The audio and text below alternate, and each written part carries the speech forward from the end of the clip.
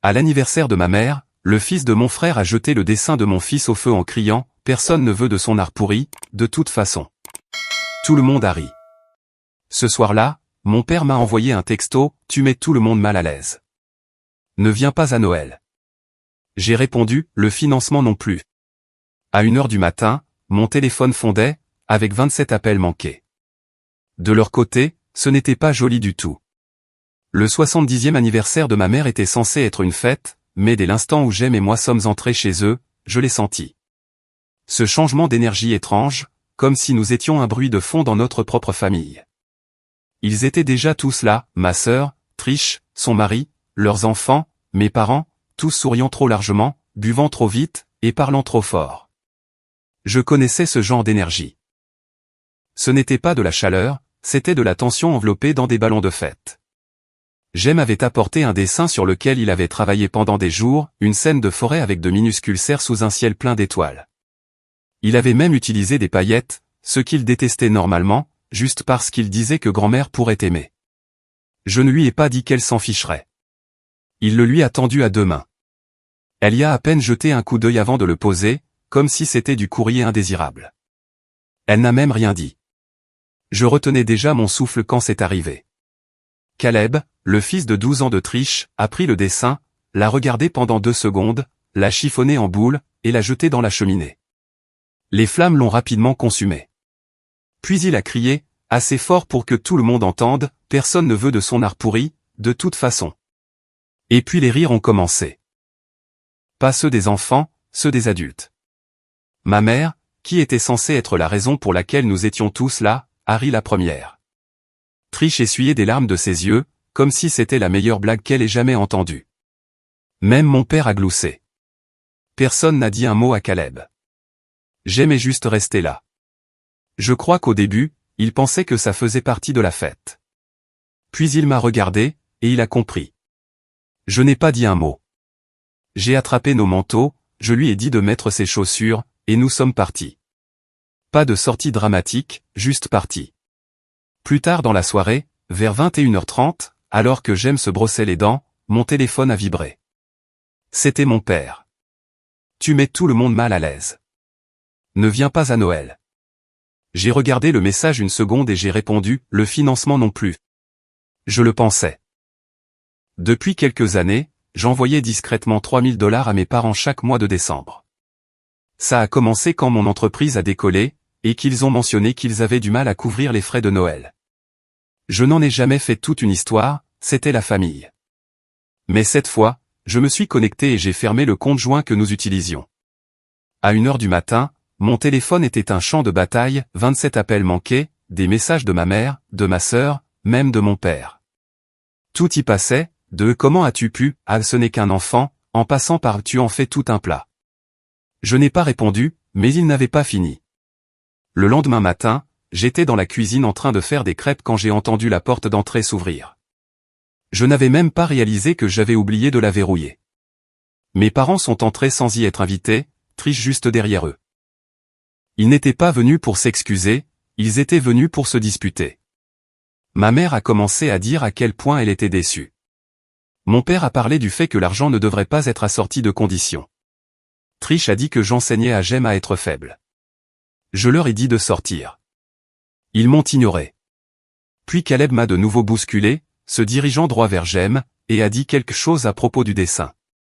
Jem a reculé rapidement, a glissé sur le tapis, et est tombé lourdement.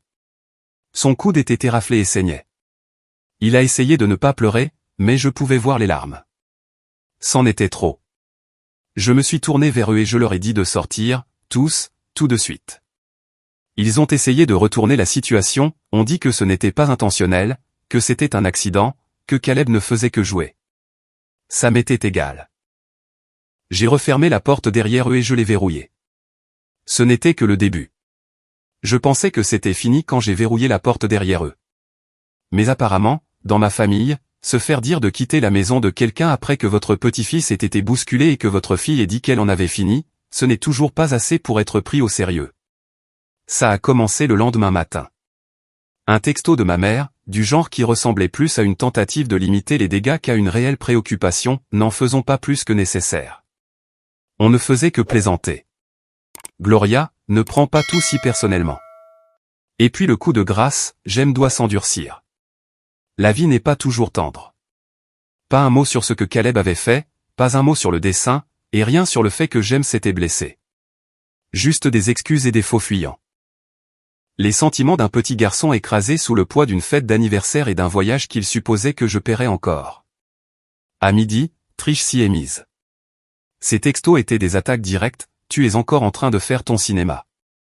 Tu vas gâcher Noël pour un bout de papier. Maman a le cœur brisé.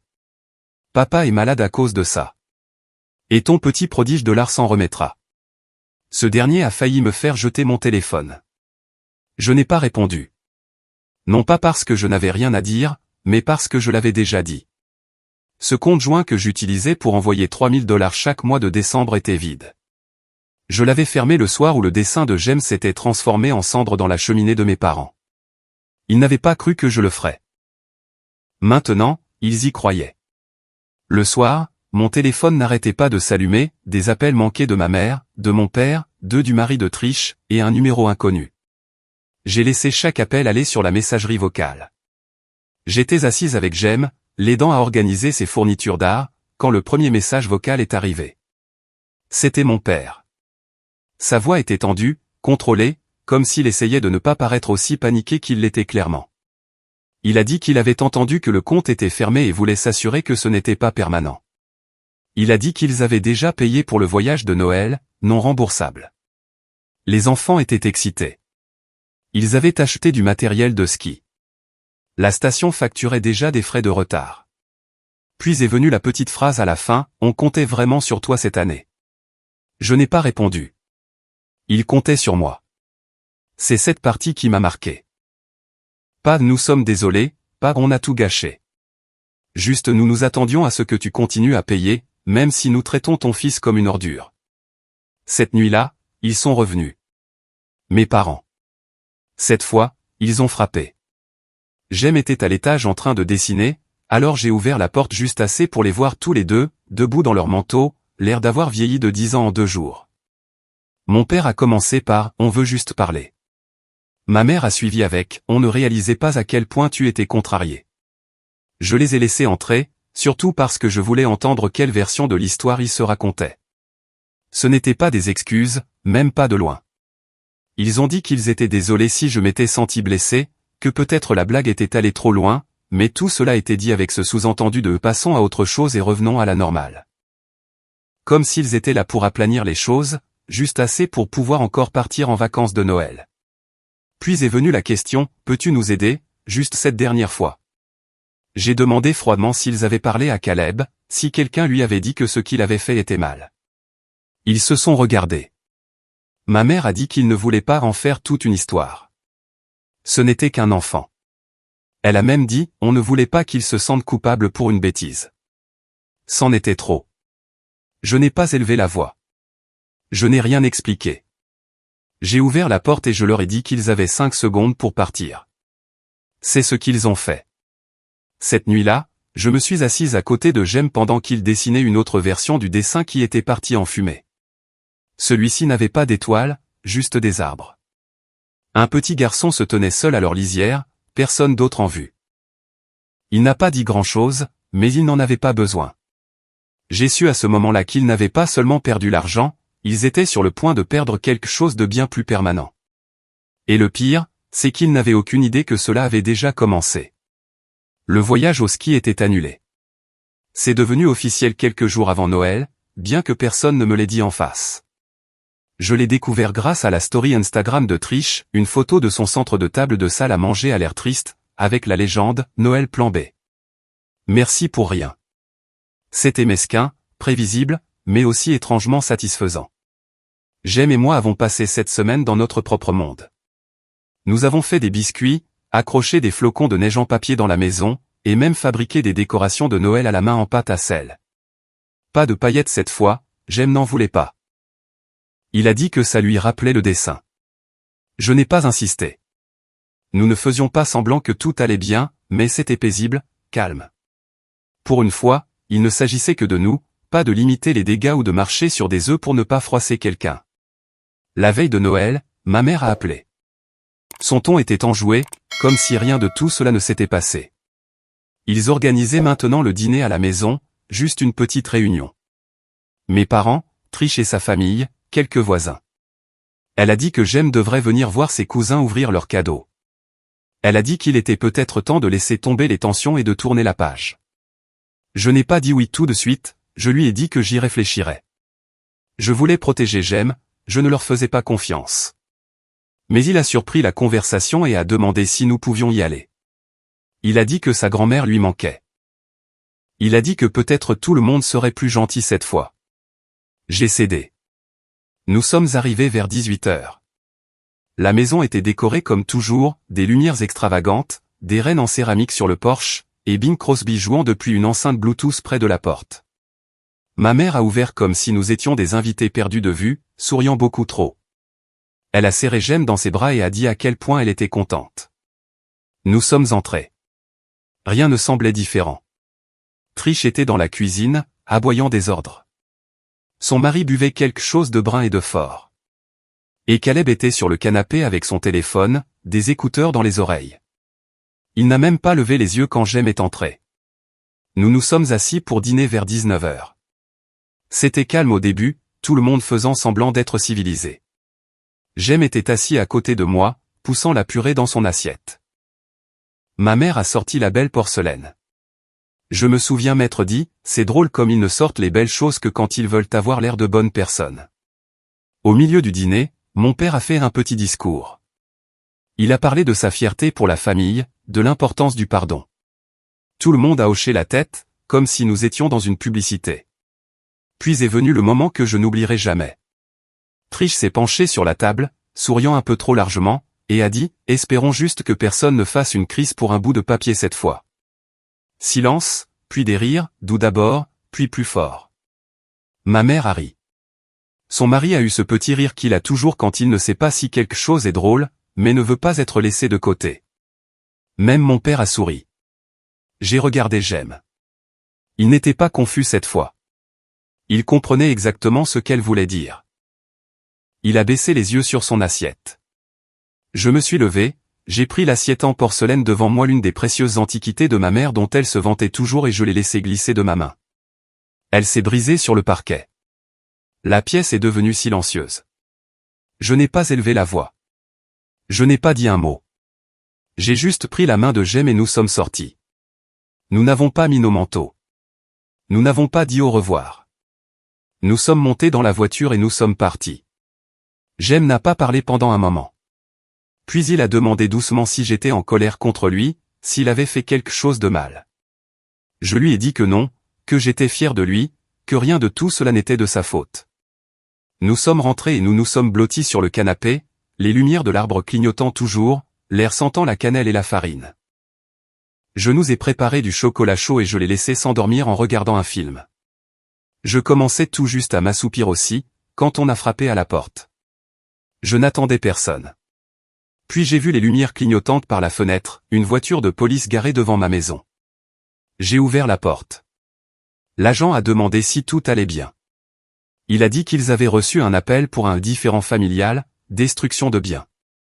Il a dit que quelqu'un avait signalé que j'avais cassé des choses avec colère et que j'avais quitté une réunion de famille en trombe.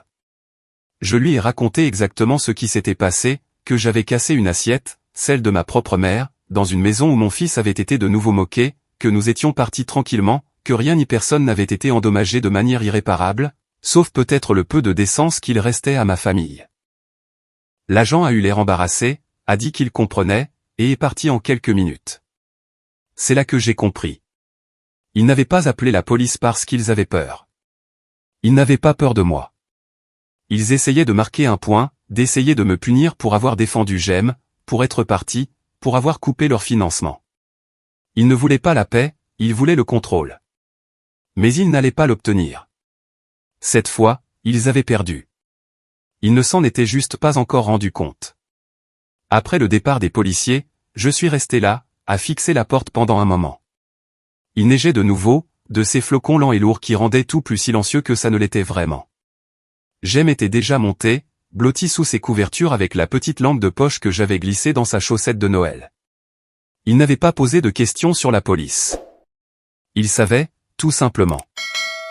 Il savait que toute cette histoire, le dîner, les moqueries, l'assiette brisée, les gyrophares devant notre maison faisaient partie de quelque chose de plus profond, et que c'était enfin terminé. Ou du moins, c'est ce que je pensais. Je m'attendais au silence, peut-être à une certaine distance froide, mais au lieu de ça, ils ont redoublé d'efforts. Le lendemain matin, Trish m'a laissé un message vocal de 5 minutes. Je n'ai même pas pris la peine de l'écouter, son nom seul sur l'écran me retournait l'estomac. Puis, un texto de ma mère, « Alors, c'est l'exemple que tu donnes à ton fils ?» Je n'ai pas répondu. Je me suis juste assise par terre, à côté du canapé, à regarder la neige s'accumuler par la fenêtre. Il y avait quelque chose de presque risible dans ce texto. L'exemple que je donne, comme si Jem n'avait pas vu son cousin détruire son œuvre d'art, se faire applaudir pour ça, puis recevoir un chiot 3 jours plus tard. Et oui, c'est arrivé. 3 jours après Noël, ma mère a envoyé une photo dans notre ancien groupe de discussion familiale, Caleb tenant un chiot, souriant comme le prince de la maison, un ruban doré autour du cou. La légende disait, le Père Noël est passé, finalement. L'audace. Il savait ce qu'il faisait. Cette photo n'était pas pour partager de la joie, c'était un appât, un message, on va bien. Il va bien. C'est toi le problème. Je ne suis pas tombé dans le panneau. J'ai quitté la conversation et supprimé le numéro. Ça aurait dû être la fin, mais ça ne l'a pas été. Le jour de l'an, j'ai trouvé quelque chose dans ma boîte aux lettres. Pas une carte, pas un cadeau, juste une simple feuille de papier ligné, pliée en 2. Pas d'enveloppe, juste glissée là, comme une pensée après coup. Je n'ai pas eu besoin de l'ouvrir pour savoir de qui était l'écriture. C'était celle de mon père.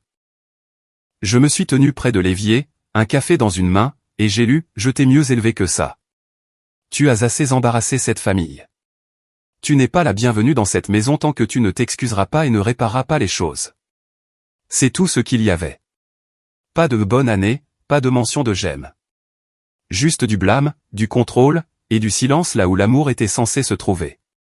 Je l'ai jeté à la poubelle, puis je l'ai ressorti, je l'ai déchiré en morceaux, et je l'ai jeté de nouveau. Mais ce n'est pas moi qui l'ai trouvé en premier, c'est j'aime.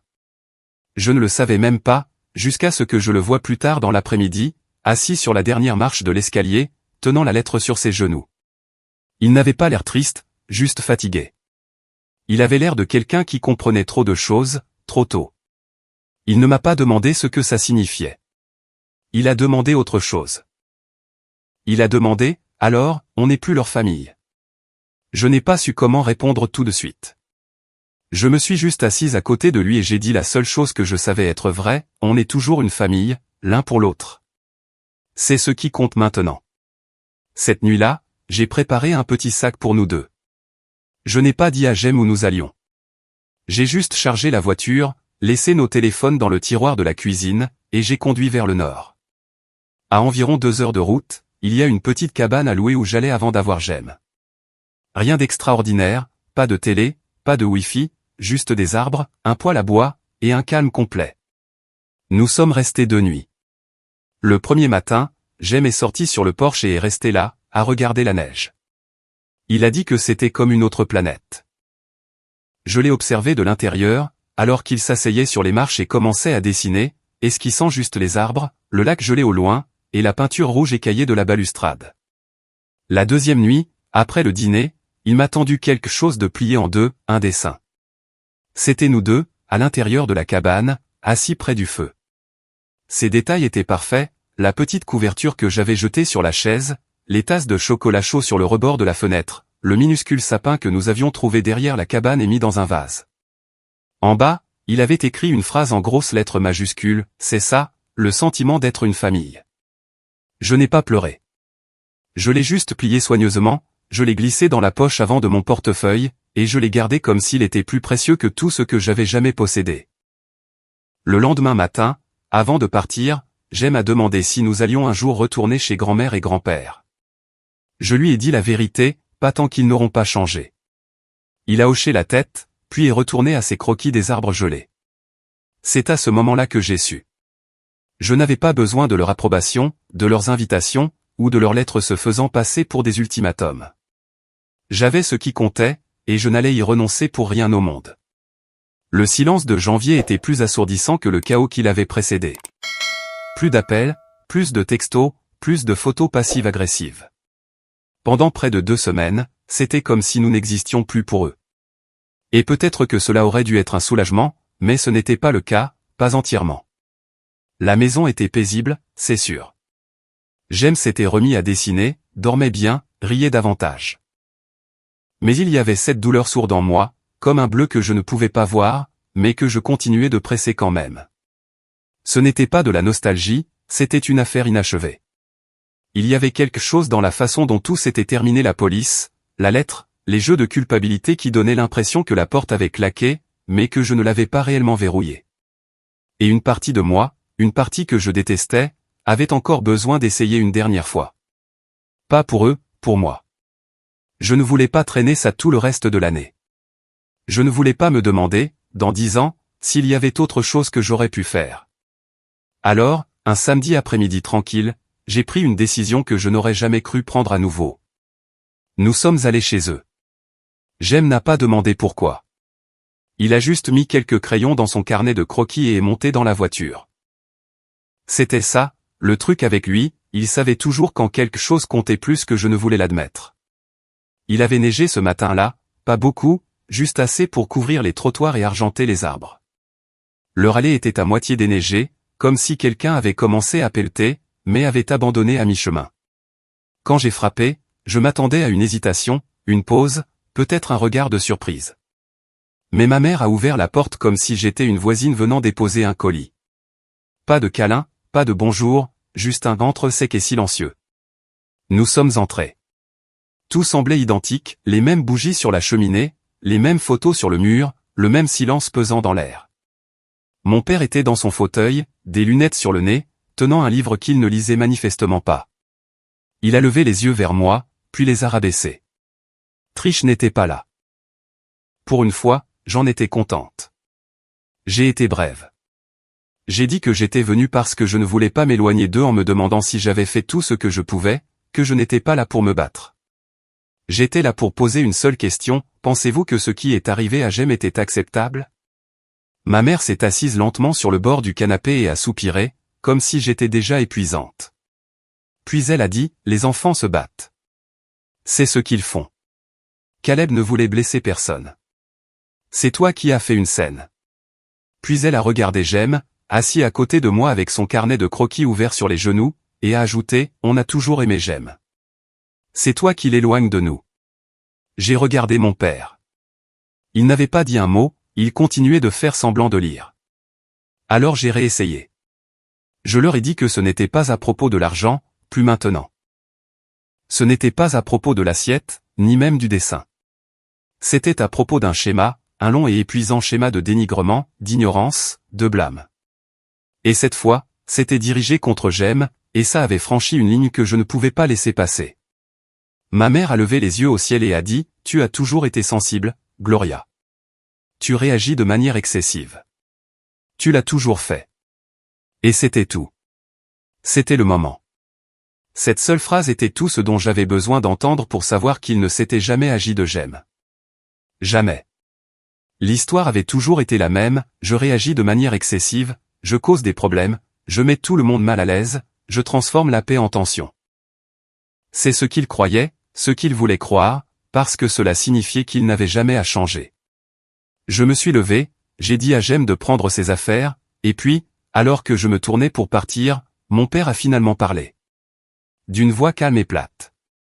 C'est ce qui arrive quand on élève un garçon sans un vrai homme à la maison. Je me suis figé une demi-seconde. J'ai cru avoir mal entendu, mais Jem l'avait entendu aussi. Je l'ai senti se raidir à côté de moi. Je n'ai pas répondu. Je l'ai juste regardé dans les yeux, assez longtemps pour qu'il détourne le regard. Puis nous sommes sortis. Pas de porte claquée, pas de dernier mot, juste le silence. Dans la voiture, Jem n'a rien dit pendant la majeure partie du trajet. Je n'arrêtais pas de le regarder du coin de l'œil, attendant, inquiète. Mais quand nous sommes arrivés dans notre allée, il m'a regardé et a dit quelque chose que je n'oublierai jamais, je ne crois pas qu'ils sachent être tristes pour les autres, seulement pour eux-mêmes.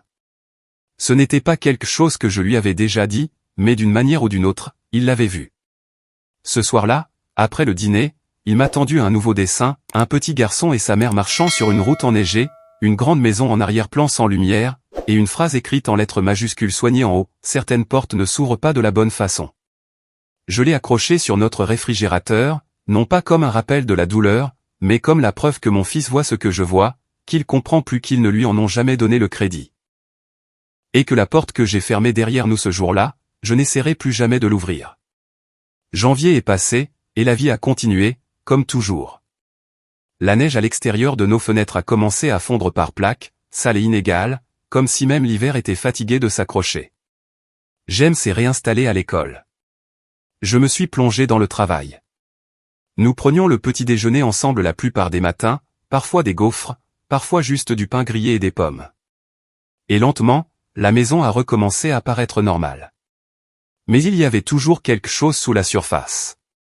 Pas de la colère, pas de la tristesse exactement, plutôt l'écho de quelque chose qui était autrefois fort et constant, maintenant juste silencieux, mais pas disparu.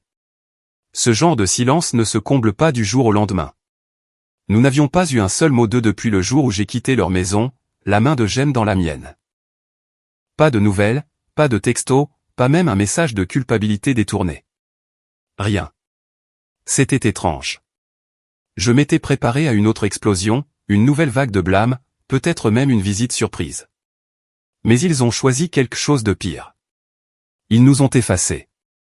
Et pendant un moment, ce vide s'est installé en moi, comme une pièce où personne n'entrait jamais, pleine de choses que je ne voulais pas toucher mais que je ne pouvais pas jeter. Puis, début février, un numéro que je ne reconnaissais pas est apparu sur mon téléphone. Messagerie vocale. C'était Trish. Sa voix était calme, comme si nous n'avions pas mis le feu à notre famille il y a 3 semaines. Elle a dit qu'elle avait entendu que nous allions bien, quoi que cela signifie, que Caleb manquait à Jem, que peut-être les enfants pourraient au moins se voir pour leur bien. Elle a dit qu'il n'y avait aucune raison de continuer à punir tout le monde pour un malentendu. Un malentendu. Je n'ai pas terminé le message. Je l'ai supprimé et j'ai bloqué le numéro, parce que la vérité, c'est que Caleb ne manque pas à Jem. Ce qui lui manque, ce sont des cousins qui ne le traitaient pas comme un personnage secondaire dans sa propre histoire. Ce qui lui manque, c'est une grand-mère qui regardait son art comme s'il avait de l'importance. Ce qui lui manque, c'est la version de la famille que je lui avais promise, la version que j'ai essayé de protéger jusqu'à ce qu'elle se brise sur le sol avec cette assiette. Il n'en parle pas beaucoup, mais la façon dont il dessine dit tout.